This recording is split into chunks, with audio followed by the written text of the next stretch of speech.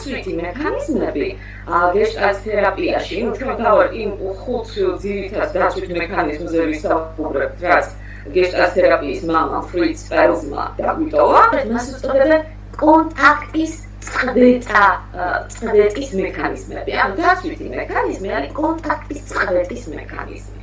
ფაქტობრივად, ანუ როგორ ვიქცევით ჩვენ რაღაცა სიტუაციებში ავტომატურად პატერნებით რა გვერდება.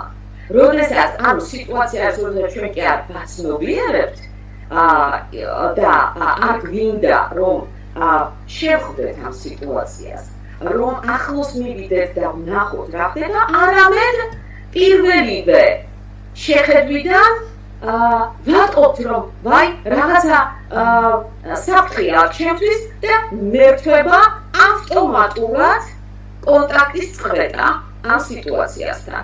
და აი როგორ ჩამერთვება ეს კონტაქტის წყვეტა, რა შვებას, რა პატერნს ვუხმობ, ხო, რა პატერნს ვიყენებ, ან რა შვებას ვიყენებ კონტაქტის შესაწყვეტად.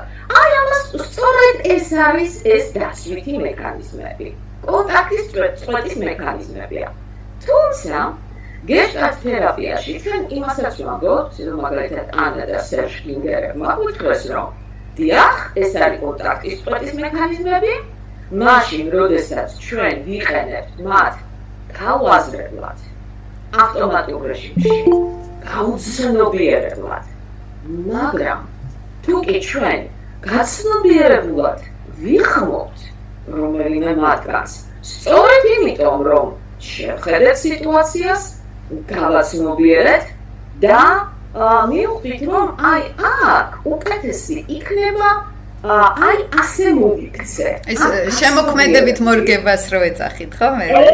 შემოქმედებითი მორგება. მე მქონდა თქვენთან თერაპია ზუსტად ამაზე. ერთი და იგივეს რო ვაკეთებდი სხვადასხვა სიტუაციებში, იგივენაირად მწყინდა, იგივენაირად და უცებ მოხდათ კაპი და უცებ დავინახე, რომ აქ რაღაც სხვა სიტუაცია შევაფასე გარემო.